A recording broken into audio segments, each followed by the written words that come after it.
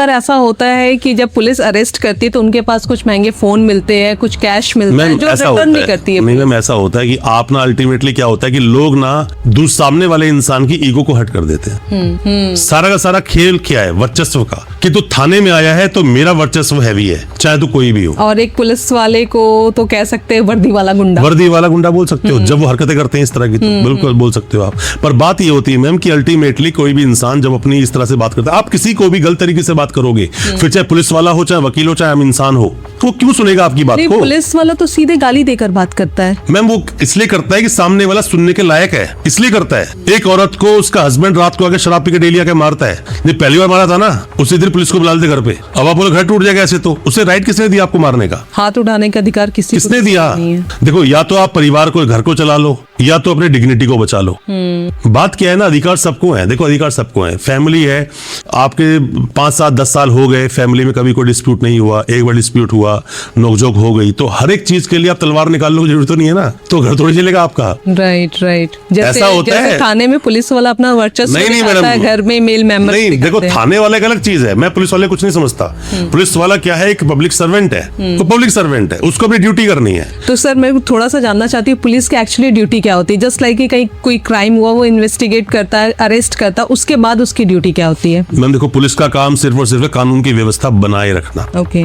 उसका काम बिल्कुल नहीं है कि वो सामने वाले को कोई ऑर्डर सुना दे कि अभी ये जेल जाएगा। मैं बता रहा हूँ आपको, बहुत बार गलतियां होती है। जैसे आज मुझे एक बंदे ने कॉल किया, वो कह रहा है कि सर इस केस में ना, सर इस केस में मुझे पुलिस वाले का भी फोन आया और वो बोल रहा है कि जो तू नंबर यूज करता है ना, वो नंबर तूने कोर्ट की परमिशन नहीं निकाला है, मुझे लाके नंबर वापस दे। तो मैंने कहा यार, तेरे केस में तो चार्जेस फ्रेम हो गए, फर्स्ट गवाह कॉल हो चुका है। कह रहा सर वो बोल रहा है वरना 2-3 लोगों के नाम बता, वरना तो मुझे आके फोन दे, वरना मैं तेरी एप्लीकेशन लगाऊं तेरी बिल कैंसिलेशन की। मैंने कहा तू उसको बोल दे कि तू मेरी बिल कैंसिलेशन की इमीडिएटली एप्लीकेशन लगा दे, मेरे वकील साहब ने बोला है। मैंने उसको ये बोला कि इमीडिएट लगा दे, और मेरे वकील साहब ने बोला है। अब वो जैसी कोर्ट में जाएगा तो पहली बात, फर्दर इन्वेस्टिगेशन आप कर सकते हो, पर कब तक?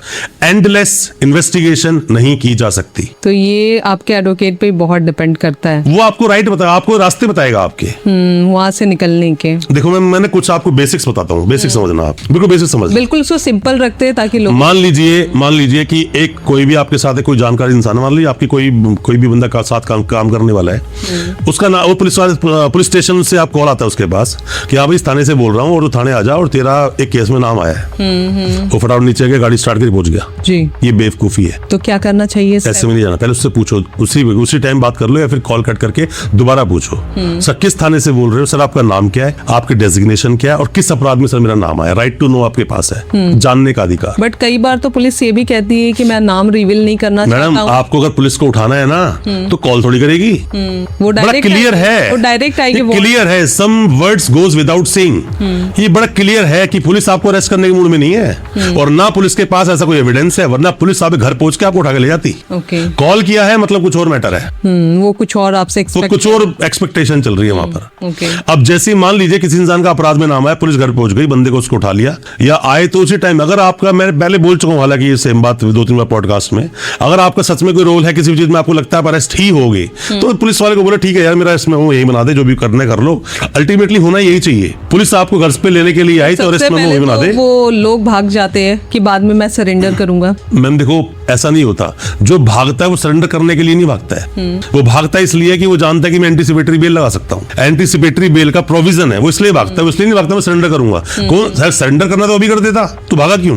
भाग कर तो समस्या तुमने बढ़ा ली। अब मान लीजिए किसी अपराध में किसी का नाम आ गया, अब नाम तो आ गया पर उसने अपराध कभी करा ही नहीं, तो उसके पास रेमेडी एंटीसिपेटरी बेल ले ले, यही तो एंटीसिपेटरी बेल की रेमेडी होती है। बट लोगों को लगता है ना, पुलिस को डायरेक्ट सरेंडर करूंगा तो शायद पुलिस मारेगी, थर्ड डिग्री देगी, टॉर्चर करेगी। मैम पता है, देखो मेरी बात सुनो आप, चीजों को ना, आपको ना दुनिया में बहुत सारे लोग ऐसे मिलेंगे, वो आपसे सवाल पूछ रहे होंगे, आप जवाब दे रहे होंगे, फिर भी ना उनका कभी सवाल खत्म नहीं होते, वो डर में जिंदगी जी रहे होते हैं। करेक्ट, ठीक है ना।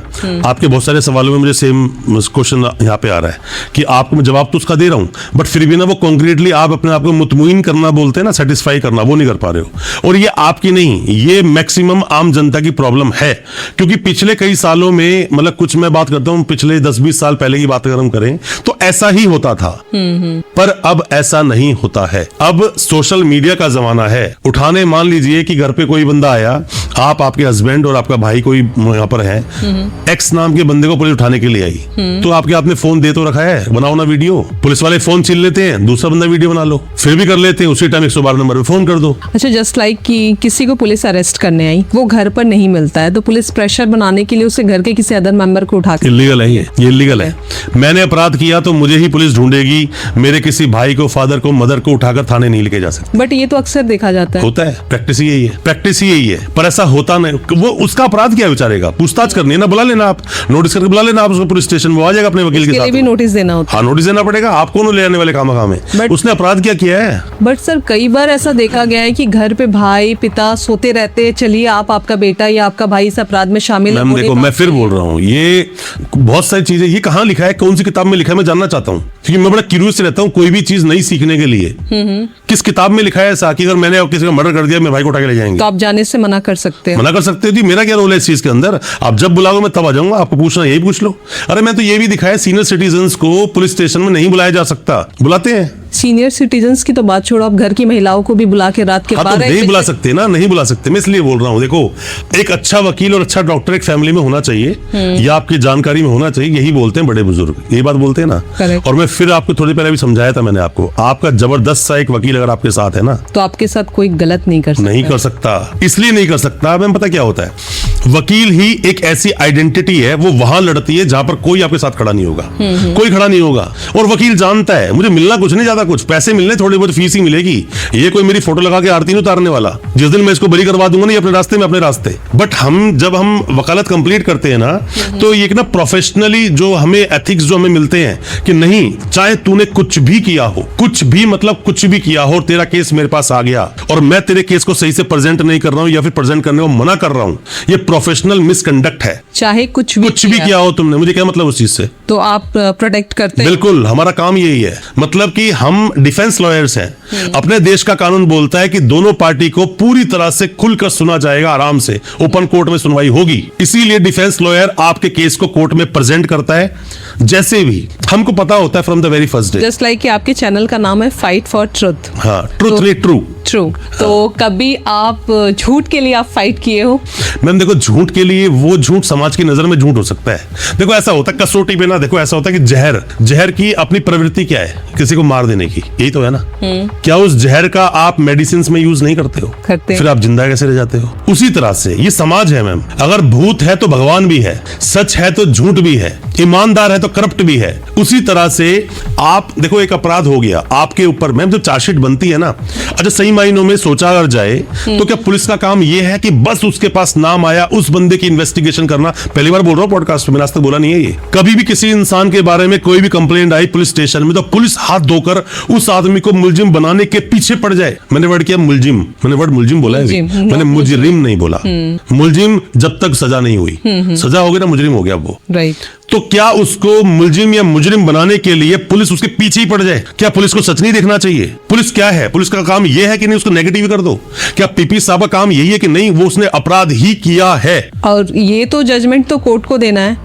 मैम देना तो कोर्ट को ही है ना, बट मैं कह रहा हूँ कि शुरुआत पहली कड़ी कौन है? पुलिस ही तो है। राइट। तो पुलिस को देखना चाहिए कि सच में उसने अपराध किया कि नहीं किया। मैम बहुत सारे ऐसे केसेस है जिसमें कि प्राइमा फेसी जब देखते हैं, जब बंदे को उठा के लाते हैं ना, उन्हें दिख जाता है इस बंदे ने अपराध नहीं किया है, फिर भी वो लोग जेल भेज जाते हैं। आज भी बहुत सारे इनोसेंट लोग जेल में बंद है। मैम देखो, सारे इनोसेंट है, मैं तो बोल रहा हूँ जिसको सजा नहीं हुई वो मैं कैसे बोल दूं अपराधी है? वो बिल्कुल अपराधी नहीं है। मेरे साथ एक बंदा खड़ा हुआ, बताता हूँ आपको, थाने गया थोड़े दिन पहले अभी, हालांकि मैं थाना जाना थोड़ा अवॉइड करता हूँ क्योंकि मैं खुद ही वीडियो बना चुका हूँ कई बार ऐसे कि क्या एक वकील को पुलिस स्टेशन में जाना चाहिए, मेरे पर्सनल चैनल में डली हुई है फाइट फॉर ट्रू पर। मैं कह रहा हूँ मेरे को पुलिस स्टेशन गया तो जैसे वहां पर गया तो उसके बाहर उसके पेरेंट्स ने बोला वो अंदर है, और ये बोल रहे हैं कि कम से कम अब तो ये गया 20 साल सजा तो होगी, उम्र कैद भी होगी, उससे कम तो ये बाहर आ ही नहीं सकता, बचेगा ही नहीं लड़का हमारा। वकील साहब कुछ भी करो, कैसे भी करो, चाहे कितना पैसा लगे, कुछ भी करो, आप इसको निकालो। मैं कहा निकलेगा, निकल पे अंदर जाता हूँ, पहले पूछ देख तो लूं। अभी तो आपने बताया बाहर खड़े होकर कि पेशेंट तो अंदर है ना, पेशेंट का ट्रीटमेंट क्या चल रहा है, मिल तो लूं पहले मैं उससे, है ना।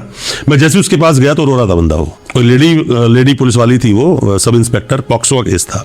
तो मैं उसके पास गया, मैं क्या हुआ, पॉक्सो का केस था, कितने साल का बच्चा था? उस लड़की की उम्र थी लगभग 17 साल, ओके, और लड़के की? लड़के की थी लगभग 24 साल। ओके। तो मैं जैसे उसके पास गया, मैं हुआ क्या, तो पुलिस वाली बोलती नहीं अभी आप नहीं मिल सकते, क्योंकि मैं इतना जीन्स और टी शर्ट में था, मैं घर से सीधा ही चला गया था मैं। तो मैंने कहा जी मैं इसका एडवोकेट हूँ, वीरेंद्र वर्मा मेरा नाम है। तो वो कहती वकील साहब पर आप मिल नहीं सकते। मैं कहा मैं नहीं मिल सकता मैडम, 41D CRPC पढ़ना चाहिए आप, और देश का संविधान भी पढ़ना चाहिए आपको, और मैं नहीं मिल सकता तो इमीडिएटली मैं एप्लीकेशन लिखता हूँ, आप उसमें स्टेप मारो और बोलो हम वकील को अलाउ नहीं कर सकते, रिटर्न में दो, खत्म बात। लड़ने की मैडम जरूरत ही नहीं है।